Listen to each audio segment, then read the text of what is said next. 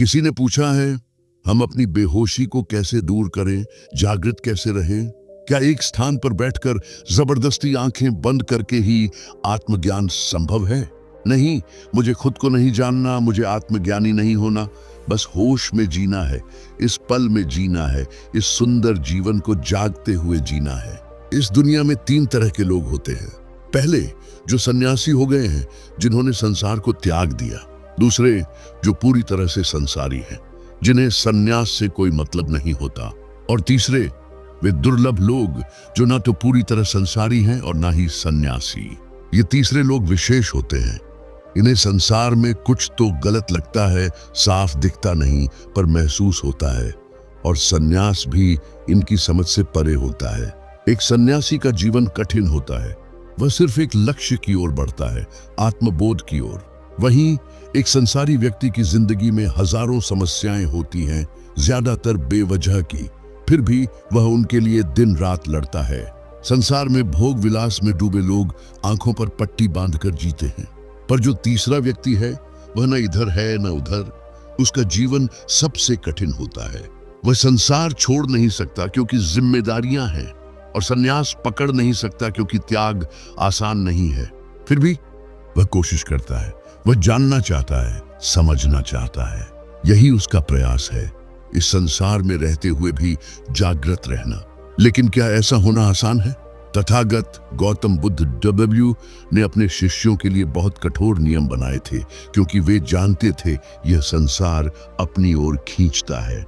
जो संसार में खींचता है वह एक ऐसी दुनिया में प्रवेश करता है जो स्वार्थ और लालच पर टिकी होती है।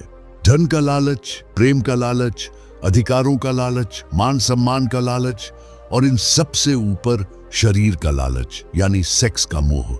ये सब हमें सपने दिखाते हैं, भविष्य की कल्पनाएं बुनते हैं। बस ये कर लो, वो पालो तो जीवन सफल हो जाएगा।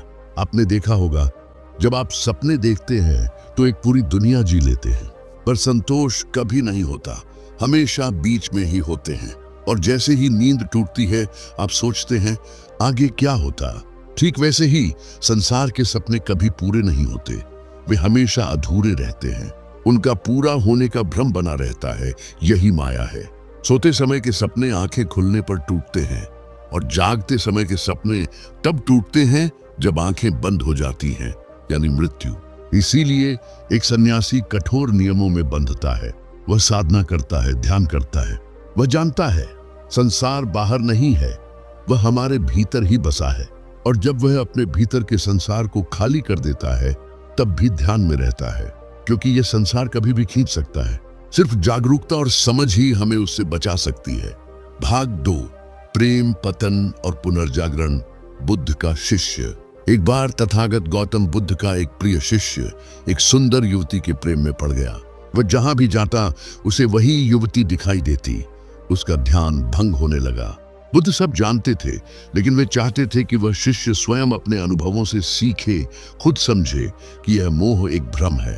पर धीरे धीरे वह शिष्य खोने लगा। उसे भूख नहीं लगती थी, न समय पर सो पाता था। ध्यान, साधना, सबसे उसका नाता टूटने लगा। वह सुस्त और बेकाबू हो गया था। फिर एक दिन वह चुपचाप विहार छोड़कर चला गया। उसने उस युवती से विवाह कर लिया। कुछ वर्षों बाद वह एक अपराधी बन गया। चोरी करते हुए पकड़ा गया। राजा ने उसे मृत्यु दंड देने का आदेश दे दिया। जिस दिन सिपाही उसे ले जा रहे थे, उसी समय बुद्ध उस मार्ग से गुजरे। शिष्य ने बुद्ध को देखा, उसकी आत्मा कांप उठी। याद आया, मैं कौन था, मैं इस मार्ग पर क्यों चला था, मैं क्या बन गया हूं। बुद्ध ने उसे पहचान लिया। वे उसके पास गए और बोले, समय अभी भी हाथ से नहीं निकला है। हर बार पछताते हो और फिर भी वही गलती दोहराते हो।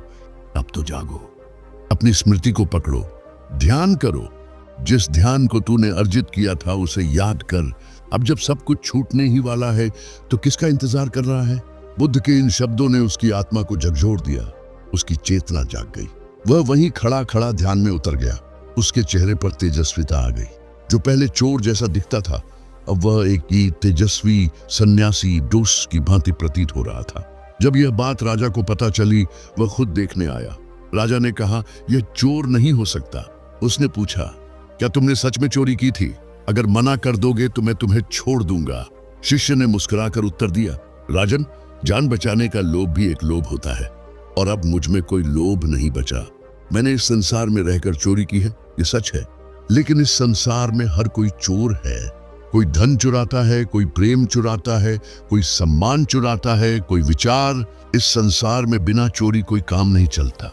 यहाँ सब लुटेरे हैं, लेकिन जो सब कुछ लुटा दे वही सच्चा सन्यासी है। राजा उसकी बातों से अत्यंत प्रभावित हुआ। उसने शिष्य का अपराध क्षमा कर दिया और जय उसे मुक्त कर दिया। इस भाग की सीख, एक सन्यासी भी संसार के आकर्षण में फंस सकता है। तो सोचिए, एक सामान्य व्यक्ति के लिए जो संसार में रहकर जागृत रहना चाहता है, उसका मार्ग कितना कठिन होगा। लेकिन कोई भी मार्ग कठिन नहीं होता जब तक कि हम उसे कठिन मानते हैं। सब कुछ संकल्प कन से होता है। जब संकल्प शक्ति जागृत हो जाती है, तब भीतर क्रांति होती है, और वही क्रांति आपको सच्चे अर्थों में जागृत मार्ग करती है। भाग 3, ध्यान क्या है, कैसे जागें बिना आंखें बंद किए। किसी ने पूछा, बिना आंखें बंद किए, बिना ध्यान में बैठे मैं जागृत कैसे हो सकता हूं? असल में अगर आप इतना सोच पा रहे हो कि पल मुझे जागृत होना है, तो ये स्वयं में जागृति की ओर पहला कदम है। ये सवाल वही पूछ सकता है जिसकी आंखों में कुछ प्रकाश पे आ चुका हो, जो संसार की माया को थोड़ा बहुत महसूस कर चुका हो। लेकिन बहुत से लोग ध्यान इसलिए करते हैं कि उन्हें इससे कुछ विशेष मिल जाएगा, कोई चमत्कार होगा, लोग उन्हें ज्ञानी कहेंगे, सम्मान मिलेगा। यह भी माया का ही हिस्सा है। ध्यान भी एक हथियार बन जाता है अहंकार को पालने के लिए। जब तक आप अपने ध्यान को भी संसार का हिस्सा बना लेते हैं, तब तक असली जागृति संभव नहीं। बुद्ध के 2 तरह के शिष्य थे। एक, भिक्षु, जो विहार में रहते थे, कठोर नियमों के साथ ध्यान व साधना में लीन। तो उपासक, जो गृहस्थ जीवन जीते थे, शादी, व्यापार, जीवन की जिम्मेदारियां निभाते हुए भी साधना करते थे।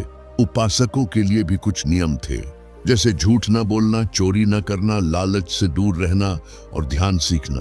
इन नियमों का एक ही मकसद था, उच्च संसार में रहते हुए भी संसार से दूर रहना। ध्यान का असली अर्थ क्या है?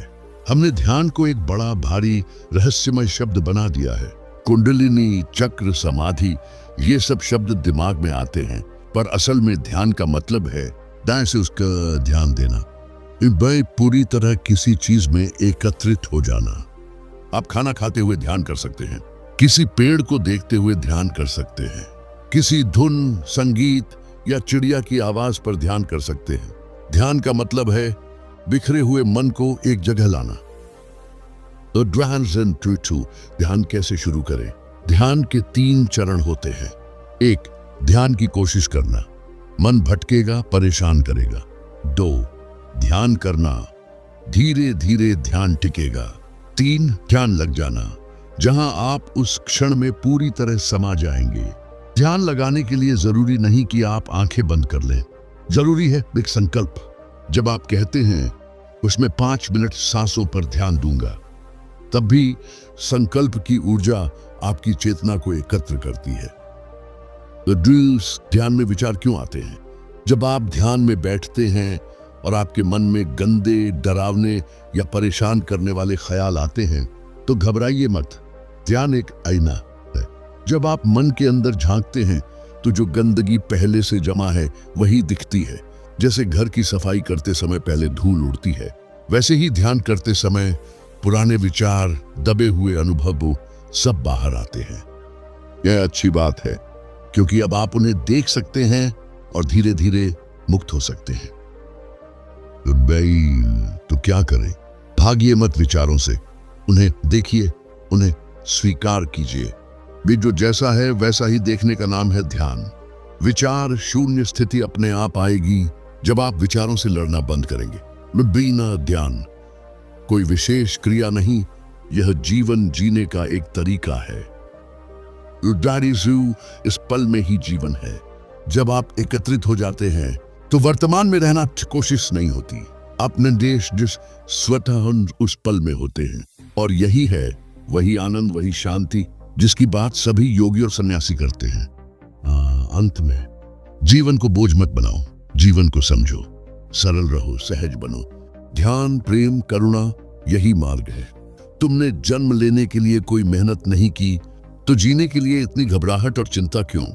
जियो, जागृत होकर जियो, यही सबसे बड़ा ध्यान है।